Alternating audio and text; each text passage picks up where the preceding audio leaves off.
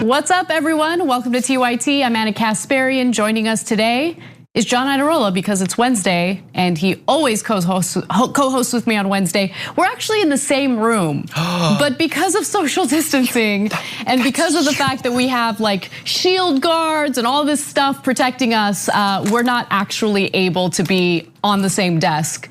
But some of you guys were insistent that we get back in the studio. You got what you wanted. We're here, we're back in the studio. And gotta be honest with you, I like doing the show from home, but that's all right. We're gonna have a good time today. I've been annoying her a lot and she can't just like turn off the Skype connection. No one's annoyed me. The only upside is that I get to spend time with you guys in person, in the flesh. But other than that, I miss my dog. I miss the comfort of my own home. I miss not wearing pants, but it's all right. I'll survive. So I've managed to blend the two. We got a great show ahead for you guys.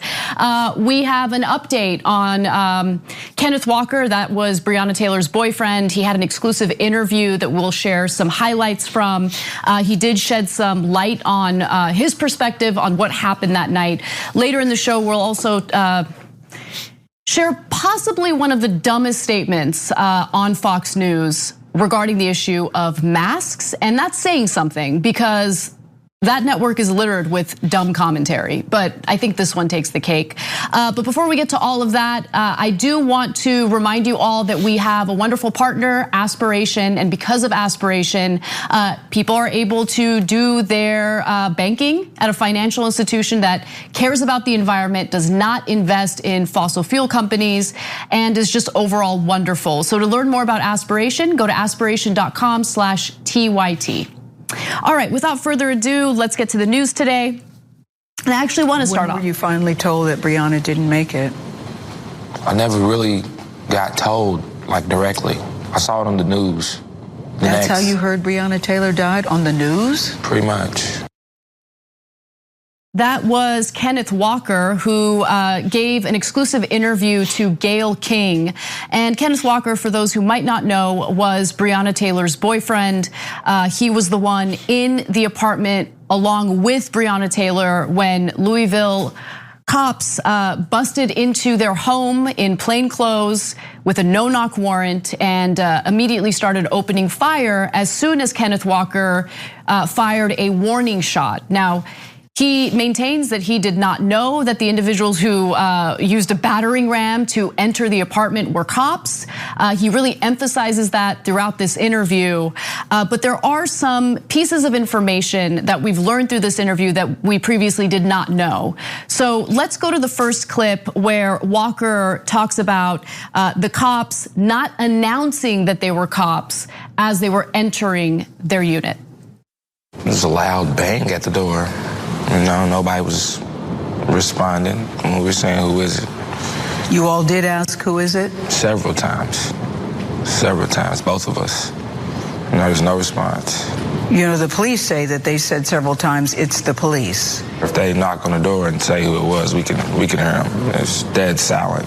I know 1,000,000% sure that nobody identified themselves. So you hear the heavy knocking, and what do?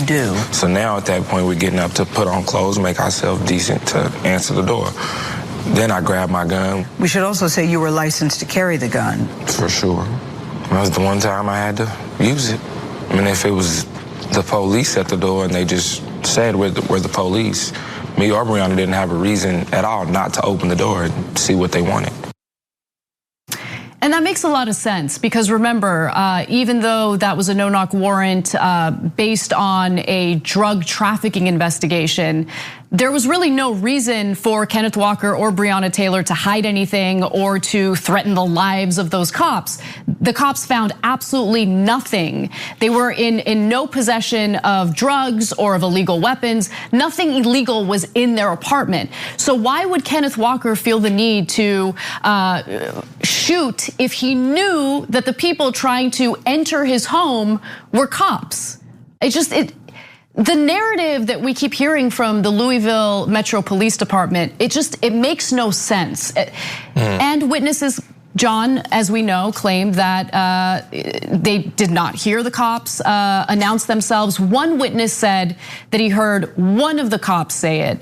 But I wanted to get your thoughts on that exchange. Well, and even that witness had earlier, about a month earlier, had not said that. It was only later on when they were re-questioned that suddenly they came up with that. You're so right to point out, like, we think, okay, common sense, the cops are busting in your apartment, and you think, well, the way to get out of this situation is to begin shooting at them. That's crazy. Who would actually do that? But we need to understand that the people who believe that we can't seem to get through to, they believe that about all of these. They think that, Michael Brown was gonna rush a cop, had already been shot, was gonna rush and try to strangle the life out of a cop. They really do seem to believe that very often the idea is that black individuals want to kill people with their bare hands, and they will do it. And so you can't just fight or run. No, you have to kill these people because Trayvon Martin, he would have strangled the life out of George Zimmerman. They really do seem to think this. And we've talked about, the long ago, decades old origins of this idea that was very common in the media that black individuals were portrayed as if they were Yetis or something like that, stronger than a regular person, more difficult to put down. And that sort of narrative, you don't see that on headlines on the New York Times anymore, but that does not mean that people don't believe that they think that ways that they would never act themselves. They really do seem to think that some people are just waiting to kill people with their bare hands. And these are the people that we have to try to get to understand that no, we're all humans. Nobody wants to kill, nobody wants to die. That person didn't want to be killed by cops or have their girlfriend be killed by cops.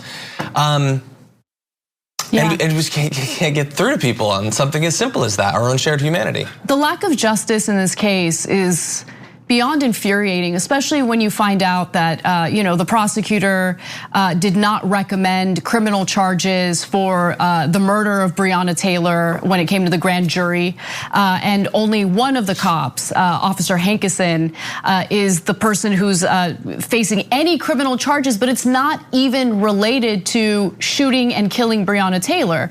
As we've reported on previously, it's related to wanton endangerment because check out how brave this guy was. He ran away from the apartment into the parking lot and then just started shooting indiscriminately. So he absolutely should face criminal charges for that. But when it comes to what happened to Breonna Taylor, no criminal charges. And it's just beyond infuriating. In the next clip, Walker talks a little bit about what it was like once the cops started shooting. Take a look. One officer fired 6 shots, Officer Mattingly. Officer Cosgrove fired 16 shots. Officer Hankinson fired 10 shots. That is a lot of firepower. I still try to make sense of it to this day.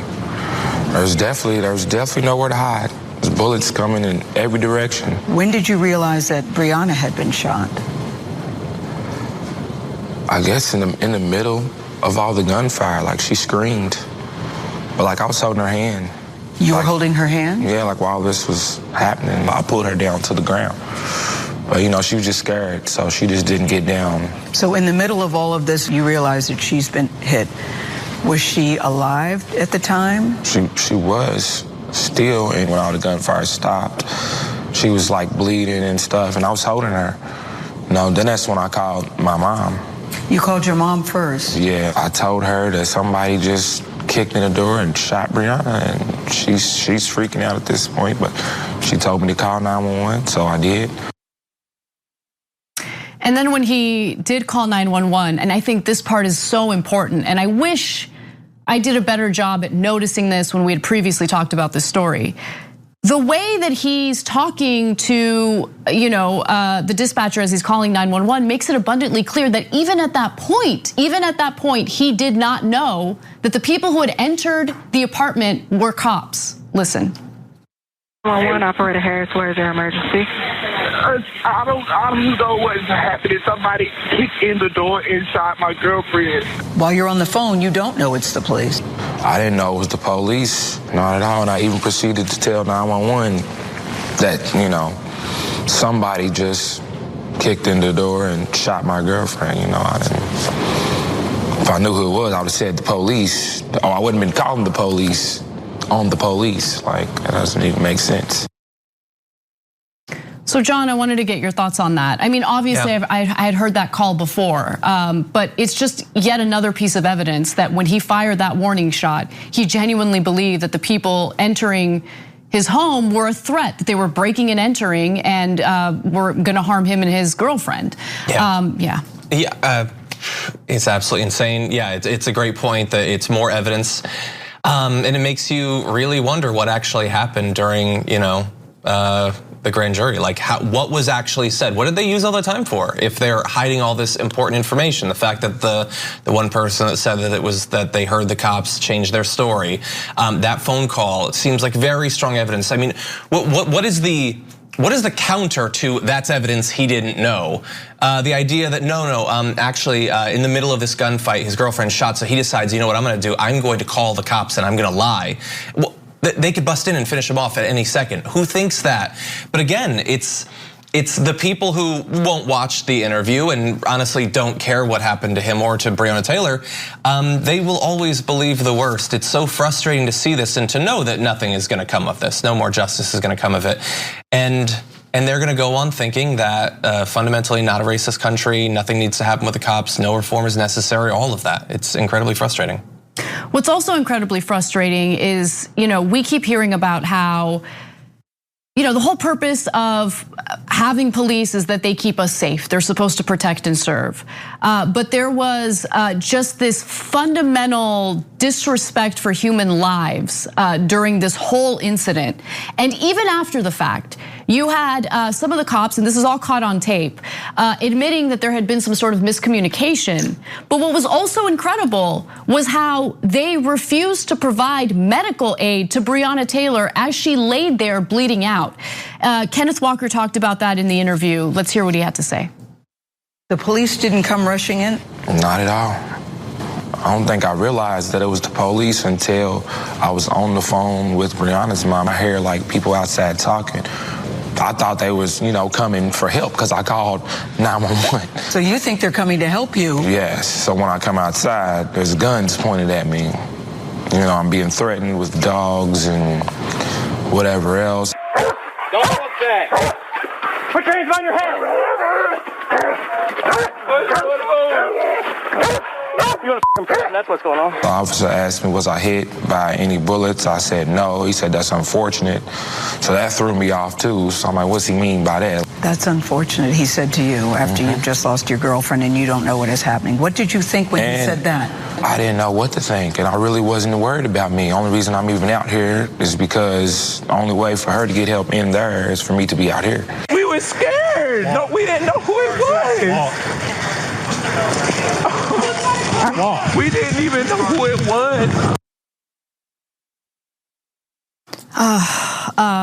And it doesn't surprise me that a cop would tell him that it's unfortunate that he didn't get shot, because that means that there's a witness there who just experienced the unbelievably, just the disregard for human life that those cops demonstrated that night, right? And you have a witness who saw it from beginning to end, who experienced it from beginning to end, but it doesn't matter. It doesn't matter. It doesn't matter that the cops lied to a judge in order to obtain the no-knock warrant. They lied about the post office. I can't get over this. Lied about the post office, allegedly telling them that there were suspicious packages being sent to Breonna Taylor's apartment. And that's why they needed the no-knock warrant, because they needed to check out whether she was trafficking drugs.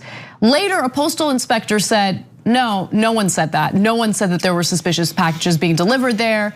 So that lie alone should be a huge, huge red flag. And again, to know that there's been no justice specifically for Breonna Taylor and her family is beyond infuriating. It doesn't matter that her boyfriend survived and is able to tell his story. Even after all of that, no one's being prosecuted, no one will stand trial specifically for murdering Breonna Taylor in her own apartment. Yep, and from both the behavior and the way that they talk to him, it's they're gangs. That's all it is. In some places like LA, it's formal. I mean, there's basically no distinction. They talk about themselves as gang members would, and in some places they just act like it. They like that they have the power of life and death. They like knowing that if they dole it out, it's basically impossible that they'll ever face any kind of justice. Worst case scenario, they have to work at another police department 10 minutes down the road.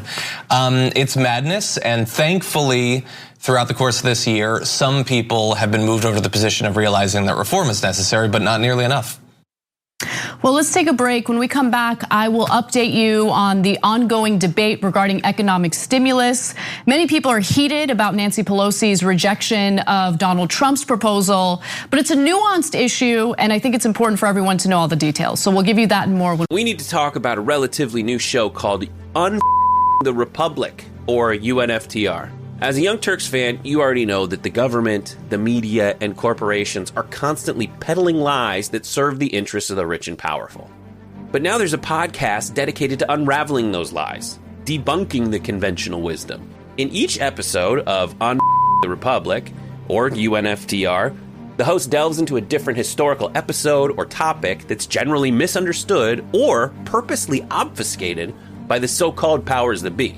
Featuring in-depth research, razor-sharp commentary, and just the right amount of vulgarity, the UNFTR podcast takes a sledgehammer to what you thought you knew about some of the nation's most sacred historical cows. But don't just take my word for it. The New York Times described UNFTR as consistently compelling and educational, aiming to challenge conventional wisdom and upend the historical narratives that were taught in school. For as the great philosopher Yoda once put it, "You must unlearn what you have learned." And that's true whether you're in Jedi training or you're uprooting and exposing all the propaganda and disinformation you've been fed over the course of your lifetime. So search for UNFTR in your podcast app today and get ready to get informed, angered, and entertained all at the same time.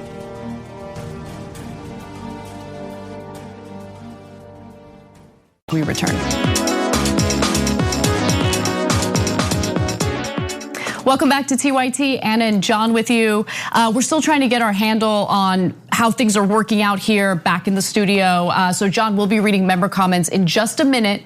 But before we do so, I wanted to check in on our thermometer and see how we're doing with our fundraising effort. As you guys know, we're trying to raise money to remain sustainable here at TYT. And the goal is to raise 200 grand each month until the end of the year. And so far, let's take a look. Where are we at? Where are we at? 44,392. Not bad, not bad. All right. We still have a long way to go for this month. So for anyone who wants to help contribute to TYT, please go to tyt.com/go. John, what's going on with our members? Okay, so a couple member comments for you. Sedona Susan says, please stay safe, you guys. I want you to stick around. Love to you all. Very nice, Thank Susan. you. Randy F says, I hope John stopped leaving his shirts all over the place now that Anna's there. Okay, gonna block Randy F's member comments there. To be fair to John, he did disassemble the Murphy bed that he had in the studio while we were all away. I love more that about Brett Murphy beds. Called out your Murphy bed, even though it doesn't actually exist. It was for my dog, and it's not a Murphy bed. Speaking of dogs, Ruth Iverson says, but in the studio, Anna can't pimp out Charlie for donations. I know.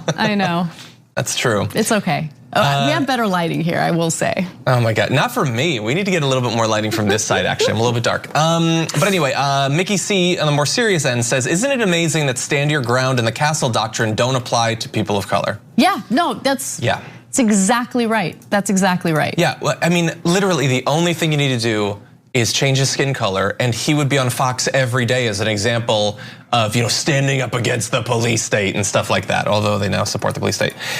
Finally, super chat comments. Heart Song says, hi John and Anna, my heart is broken. Could I please have a shout out for my poor kitty Lulu who passed today? So sad, I'm sorry about Lulu. So sorry, that's, oh God. Habitat for Huge Manatee, that's funny, sent in a super chat saying, I turned 31 this Sunday. I miss being able to celebrate with my family. Totally. And more to read, but I'm sure we can do that after the next break. Yeah, so let's move on to the topic of economic stimulus, because as much as I dislike Nancy Pelosi, and I've been very transparent about it, I do think that a lot of the heat she's been receiving lately is misdirected, and I'll explain why. So, House Speaker Nancy Pelosi has been catching a lot of heat over the fact that she has rejected Donald Trump's stimulus proposal, which would be a $1.8 trillion stimulus proposal. Now remember that House Democrats would like $2.2 trillion in stimulus spending. And so on the outside looking in, it appears that there were enough concessions by the Trump White House in order to make a deal. So why is it that Nancy Pelosi said no? Well, the topic is a little more nuanced than that. But one of the critics is someone who we deeply admire, Representative Ro Khanna, who explained his side of the story in a recent interview. I voted for the original HEROES Act, which was $3.4 trillion. I voted for the $2.2 trillion that the House Democrats have. I believe our House plans are better than what the White House is proposing. But the point is, I'm one of 435 members of Congress. There are two chambers of Congress. The Republicans control the Senate. Trump is in the White House. And the point is, I could say, well, let's have the Khanna-Ryan plan or nothing. Or I can say, constituents of mine are hurting. We have to compromise. We have to get something done. And I'd rather they get some stimulus check and some rent assistance than nothing. And that's really what we're talking about is get something done. Let's all compromise at a time of a national crisis. So I agree with Ro Khanna there. He makes a lot of great points. And at first I thought, well, look, it's not just about how much the bills cost, right? Trump could be proposing a $1.8 trillion stimulus bill that has all the wrong priorities, that just funnels money to corporations as opposed to ordinary Americans, while Democrats might be focusing more and prioritizing, ordinary Americans who have lost their jobs, who desperately need unemployment assistance. So I looked at the two different proposals, and to be quite honest with you, when it comes to what Donald Trump is proposing, it is pretty good. It's not as robust as the previous CARES Act was. For instance, the $600 a week in unemployment subsidies from the federal government will be lessened to only $400 a week. But that certainly is better than nothing, especially right now when so many people are losing their jobs. People are getting laid off by these companies that originally took PPP, but now are able to lay off workers since the regulation related to PPP has expired. That expired on September 30th, so they can go ahead and lay off their workers now, and many companies did. Disney laid off tens of thousands of workers. Airline companies also laid off tens of thousands of workers. So I understand where Ro Khanna is coming from, and what Trump is proposing actually looks pretty good. But here's the problem. Donald Trump said via tweet, because we all know that that's how he communicates, that he wants Republicans to sign on to something big. In fact, he has made clear that he wants Republicans to pass a stimulus bill that does more and spends more than what Democrats are proposing. So if I'm Nancy Pelosi and I know that Donald Trump, who these Republican lawmakers love to lick the boots of, wants a bigger spending bill, why not hold out for a bigger spending bill? But here's the real problem. The real problem is Senate Republicans, and that always gets left out of the conversation, and it drives me crazy. Mitch McConnell is not interested in passing Donald Trump's version of stimulus. He's made that clear. He does not want to help ordinary Americans, and I'll give you the details on that in just a second. But John, I wanted to get some of your thoughts first. Yeah, there's a few. I mean, one is that supposedly what you hear from the right is that all of this is of course fake, it's all made up. And the Democrats want it to be as bad as possible leading up to the election because that'll benefit them and it'll hurt Donald Trump, that they want the suffering to continue and all of that. But then why is it Mitch McConnell that's stopping the aid that would go to the American people that Nancy Pelosi would almost certainly agree to in that case, assuming it wasn't, an insane and offensive bill that, like you said, just puts money directly in corporations, which we already had the first time. why wouldn't he support that? They seem to, like they're saying it's the Democrats that are trying to maintain this impasse because it benefits them politically in the short term, but it's literally Mitch McConnell who is in month 6 of blocking any aid whatsoever. Yeah, you're absolutely right. In fact, Mitch McConnell is gonna hold a vote on his version of economic stimulus that mostly just focuses on providing PPP to businesses because that's where his priorities are. So Mitch McConnell is the one who will ultimately reject any type of robust stimulus that overwhelmingly positively impacts the lives of ordinary Americans. So let me give you the details on what Trump is specifically proposing because, again, to be honest with you, it's not bad. For instance, the new offer proposes $300 billion for cities and states, up from $250 billion in the earlier proposal. It maintains a $400 weekly enhanced unemployment insurance benefit from the previous version, but for a somewhat longer duration, which is good. That's good. I would like to see a $600 weekly enhanced unemployment insurance benefit, but this is of course it's a little less, but it would, if this passed, it would go on for a little longer than the previous bill. So the White House's offer on stimulus checks also includes $1,000 per child, instead of the $500 per child provided in the original CARES Act approved in March, according to 2 people with knowledge of the plan. The increase in the payment to children appears to be intended as a compromise measure for rejecting tax credits for children pushed by Pelosi in negotiations. I gotta be honest with you, I would rather have cash in hand than some tax credits for when I file my taxes, especially when the situation is as desperate as it is today. Meaning, I agree with what Trump is proposing more than what Pelosi is proposing with the child tax credits. Also, roughly $400 billion of the spending would come from money that had already been approved by Congress and would be repurposed. That's a red flag for me. I want more details on that, and no one has looked into this or given more details on where that money would come from. I'm worried about that.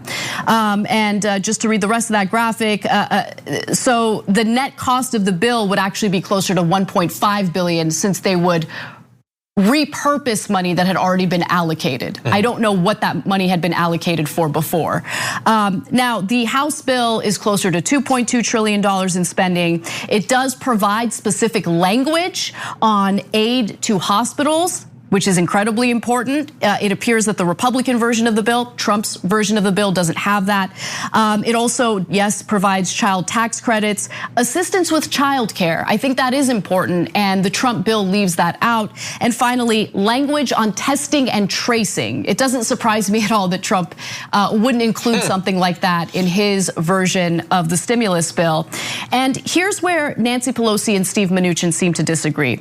The figure for states and cities, first reported by Politico, is still significantly lower than Democrats had been seeking. That issue has been a long-running point of contention between the two sides, with Republicans claiming Democrats are trying to bail out blue states, which, to be fair, is infuriating because there are plenty of red states who are asking for federal aid.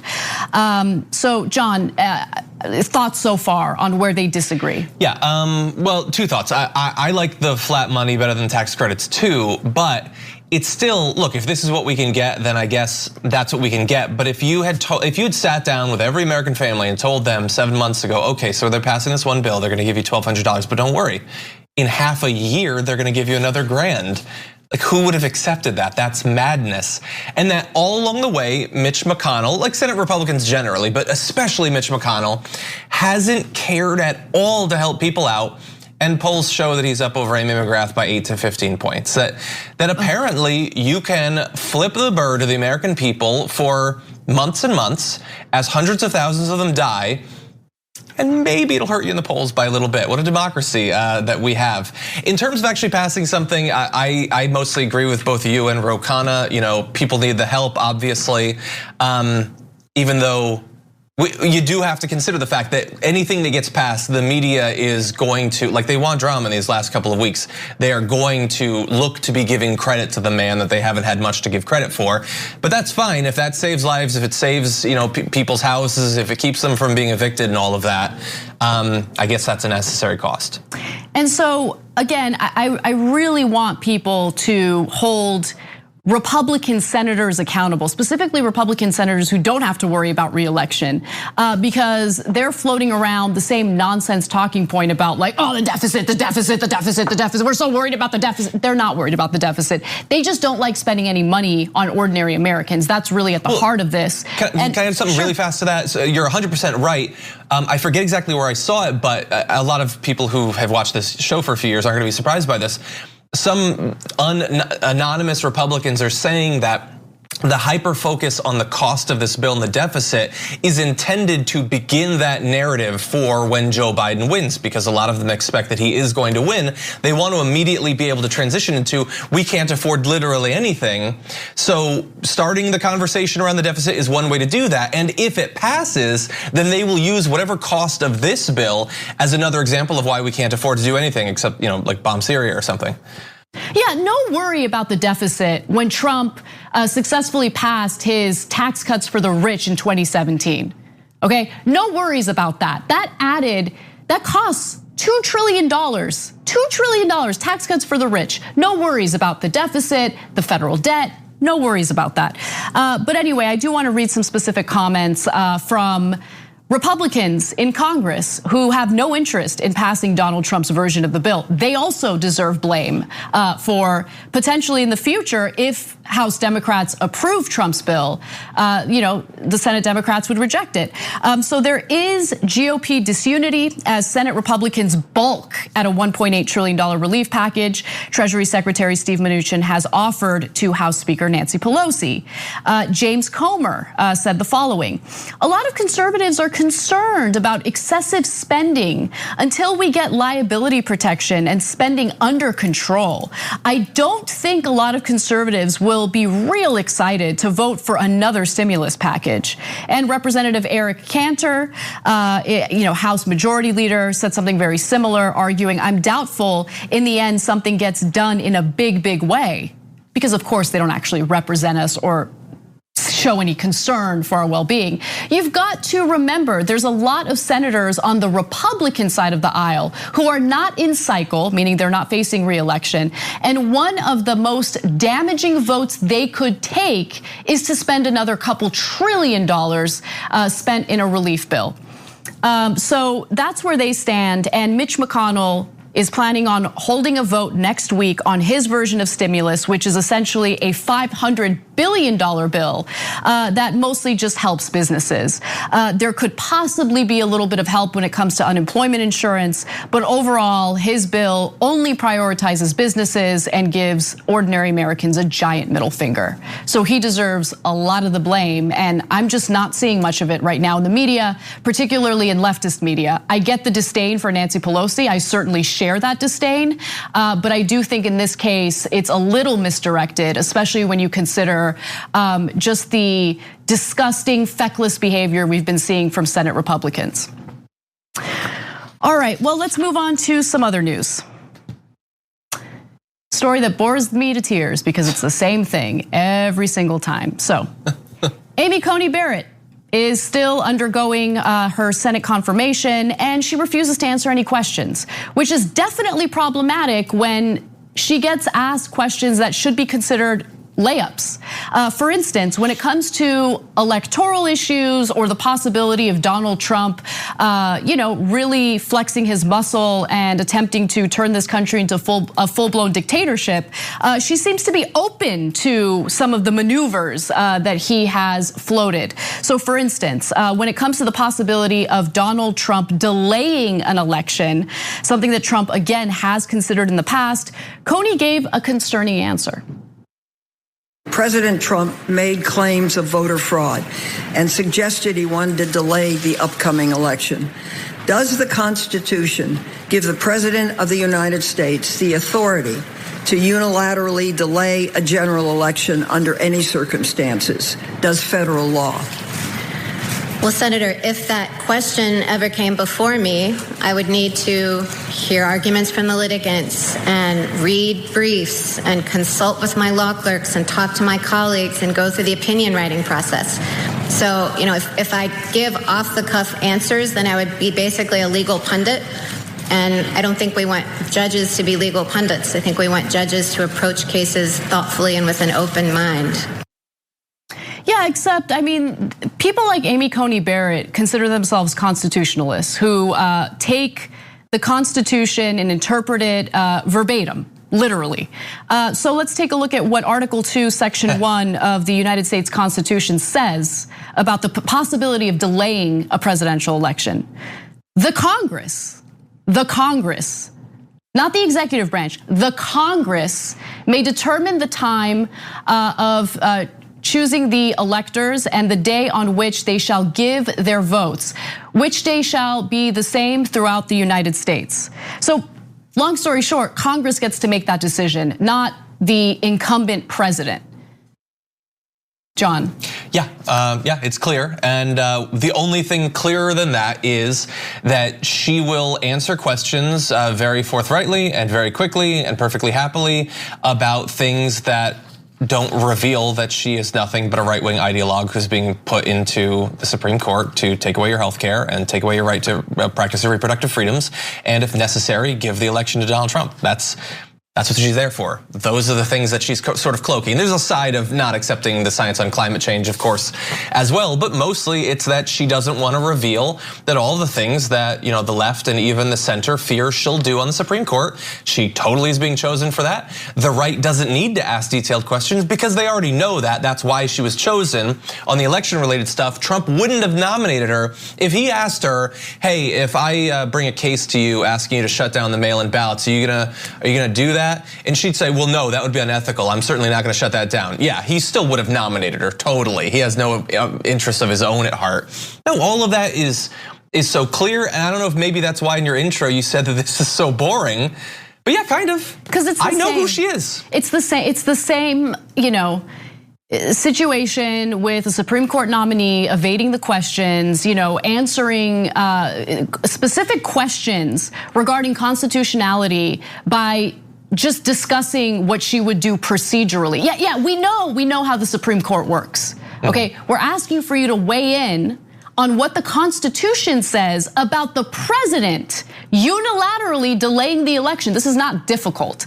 But of course she's gonna evade the question, as she does in the next video we show you when it comes to Donald Trump and the possibility of refusing a peaceful transition of power.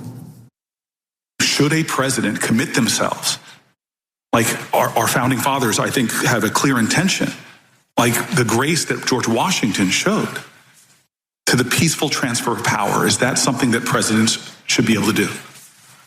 Well, one of the beauties of America from the beginning of the Republic is that we have had peaceful transfers of power, and that disappointed voters have accepted the new leaders that come into office. And that's not true in every country. And I think it is part of the genius of our Constitution and the good faith and goodwill of the American people that we haven't had the situations that have arisen in so many other countries where there have been, where those issues have been present. Oh, good. Yeah, congratulations. A president, hinting that he will not have a peaceful transition of power is unprecedented. Congratulations, you realize that. Now, why don't you answer the question? No. What was that? Like, I don't need a history lesson. I don't need a comparative analysis between the United States and some other country. I need to know what your thoughts are on an incumbent president losing the general election and refusing a peaceful transition of power. What are your thoughts on that?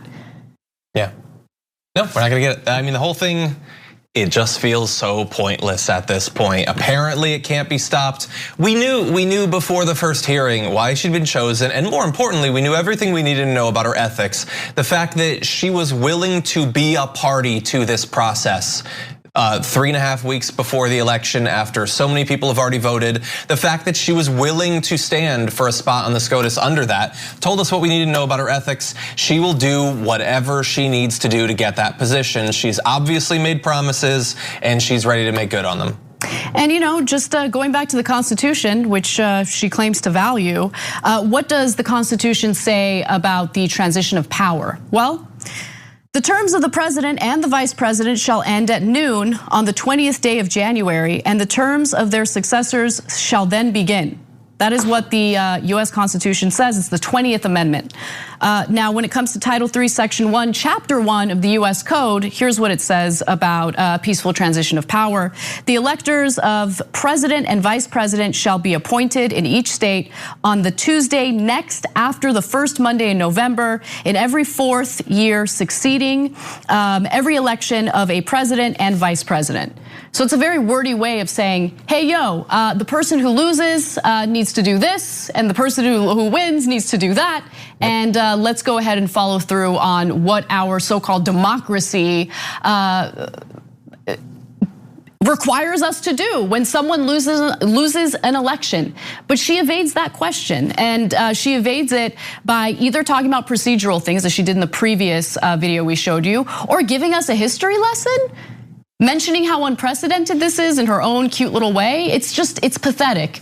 One more video for you. This was the exchange that she had with Amy Klobuchar on voter intimidation. Judge Barrett, under federal law, is it illegal to intimidate voters at the polls? Senator Klobuchar, I can't characterize the facts in a hypothetical situation, and I can't apply the law to a hypothetical set of facts. I can only decide cases as they come to me, litigated by parties on a full record after fully engaging precedent, talking to colleagues, writing an opinion. And so I can't answer questions like that. Okay, well, I'll make it easier. 18 USC 594 outlaws anyone who intimidates, threatens, coerces, or attempts to intimidate, threaten, or coerce any other person for the purpose of interfering with the right of such other person to vote. This is a law that has been on the books for decades. Following that, Senator Klobuchar threw a stapler at her. I'm just kidding, she didn't do that. No, but I mean, she did a great job with that line of questioning. She provided evidence for why it's considered illegal. And all Amy Coney Barrett had to do there was say, voter intimidation at the polls is illegal. That's it. Yeah. That's it. That's all she had to say, but she wouldn't say it. Yeah, because we could go on for a long time, obviously, and we probably will have to in future days. But yeah, no, it's pretty clear what we think. Yeah, situation's dire, but we do need to take a break. Let's take a breather, and when we come back, we have more news for you. Don't miss it. At TYT, we frequently talk about all the ways that big tech companies are taking control of our online lives, constantly monitoring us and storing and selling our data. But that doesn't mean we have to let them. It's possible to stay anonymous online and hide your data from the prying eyes of big tech. And one of the best ways is with ExpressVPN. ExpressVPN hides your IP address, making your activity more difficult to trace and sell to advertisers. ExpressVPN also encrypts 100% of your network data to protect you from eavesdroppers and cyber criminals. And it's also easy to install. A single mouse click protects all your devices. But listen, guys, this is important. ExpressVPN is rated #1 by CNET and Wired magazine. So take back control of your life online and secure your data with a top VPN solution available, ExpressVPN. And if you go to expressvpn.com/TYT, you can get 3 extra months for free with this exclusive link just for TYT fans. That's expressvpn.com/TYT. Check it out today.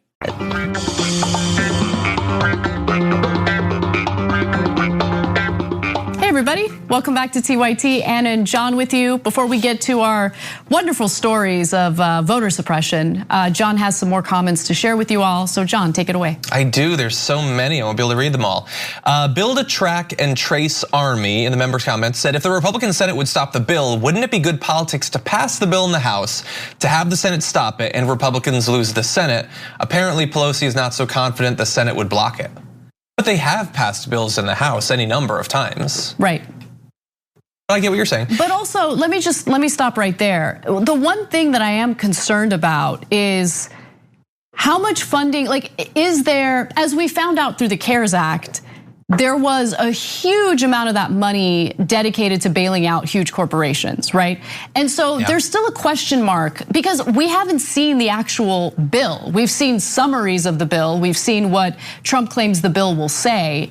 But one of the things that I'm kind of getting frustrated with is how much of this money is gonna go toward more bailouts for corporations. Totally. And so it really does depend on the priorities in both bills. But I hear what you're saying. If it's a great bill, and Nancy Pelosi just rejects it simply because she thinks that it's going to be rejected by the Senate, that's a bad move. Like, let McConnell take the fall. Why are you taking the fall? That's a good point. Totally. We have a couple of big super chats, including from Prescott Small, who says, you know, those cops turned Breonna's place inside out to find any one little thing that could be used to justify their actions. Also, what about the forced gentrification claims that seems to have disappeared? Any update on that? TYT investigates. I believe them on the gentrification claims, but that's a really interesting topic to explore. I will look into it and see if I can find anything to share with you guys, but thank you for bringing that up. Wing Wei also says, take my stimulus. That's funny. Hey, you haven't gotten it yet, but yeah. And Imitation Asian says, glad to see y'all back in the studio on this, the day of my 34th birthday. Thank you guys for all that you do. I can't say it enough. Love you guys. Oh, we love you guys. I'm happy that we're here and happy you're enjoying the show. Exactly. You won't enjoy this next story though, so buckle up. Let's get to it. Turns out that an appeals court has decided to re-implement an awful policy in the state of Texas that would limit the number of ballot drop-off locations in the state to one location per county. This was a new order by Texas Governor Greg Abbott, and it's absolutely disastrous when you consider the fact that some of the more populous counties will only have one drop-off location to drop off their ballots. So it could be a problem, especially when it comes to sorting and counting those ballots. Now, the appeals court concluded that Texas is actually expanding voting, even though Abbott's move limited mail-in ballot drop boxes to one per county in a state where some counties are bigger in areas than some states and other counties have larger populations than some states. So the order reversed a move by a federal judge to expand the opportunities voters have to hand in mail-in ballots in person. At least a handful of Texan counties, some of them with populations larger than some states, had planned to set up multiple sites for ballot drop-off. Now, in the beginning of the pandemic, Governor Abbott was like, yeah, a lot of people are gonna vote by mail, and so we need to increase the number of ballot drop-off locations. That's important to do. But then he realized, oh wait, hold on, things aren't looking so great for my buddies. So let me just go ahead and unilaterally limit the number of locations to one per county. And luckily, a federal judge had stepped in and blocked Abbott from doing this. Something very similar was implemented in Pennsylvania, and a federal judge blocked it in Pennsylvania as well. Unfortunately, the appeals court, the US Court of Appeals for the 5th District Circuit of Texas, reinstated the voter suppression that Greg Abbott initially wanted to implement. Exactly, and I think the same thing might have happened in Ohio as well. So he technically expanded it by allowing the ballot drop boxes at all. Even that is, for Texas, it's like, oh my God, they're making it easier to vote, how amazing. And then they realized either what you said, that things aren't looking great for their buddies because this election isn't looking like it's gonna be great for Texas, or Donald Trump began a months-long campaign to demonize literally anything that makes it easier to vote during an election, and he doesn't want to appear to be out of step with the president. But really, what he's done is the perfect thing specifically for Republicans in Texas, because in those small counties where there's just 100 people, 200 people, 1,000 people, one drop-off box in these red rural Texas counties is a pretty big expansion of your ability to vote.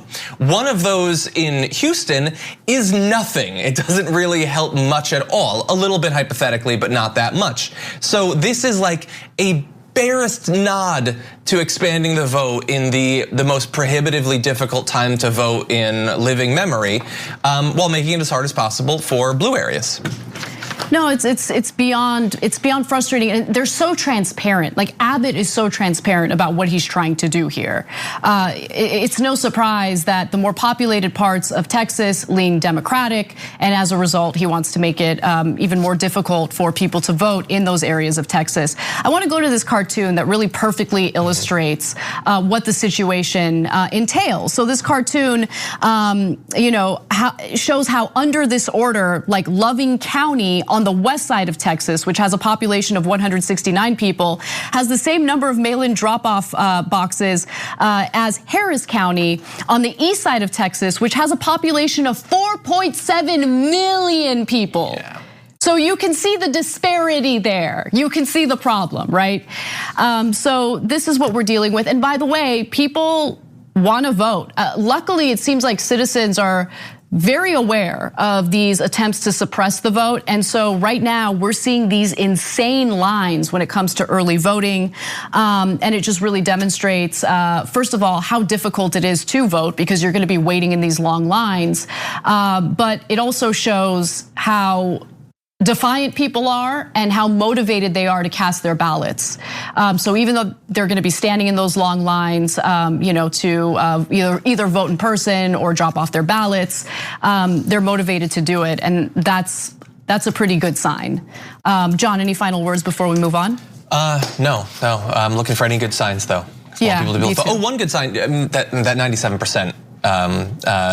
Registration in Travis County is like the most amazing thing that I've heard, and I really hope it bears out in the actual election. Yeah, I think the one thing I will say is the media has done a decent job in covering these stories of attempted voter suppression. If people weren't aware of it, I have no doubt that people would wait until election day to show up to either in-person voting places or maybe to mail in their ballots. But people are voting early. I know that I got my mail-in ballot. I'm gonna turn it in very soon. Just wanna make sure I really fully understand those ballot initiatives. They can get tricky.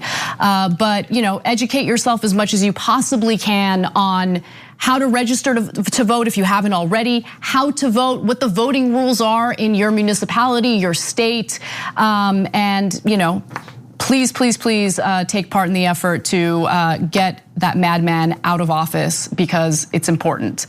Yeah. Even though we don't have the perfect candidate on the Democratic side, it's at least someone who values maintaining our democratic process, and that's important. Yeah. Okay, so we have a few more minutes left, but not enough time to do a story. I love it when I do the timing this way. It's really great.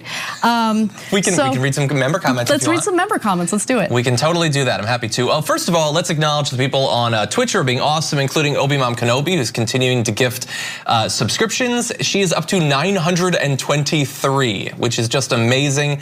But also to people who have resubscribed, including Central Committee, Wooden Monkey God, Queen Witch, Dobbs Merck, and other stories. Thank you for that. We also had some comments on Twitch.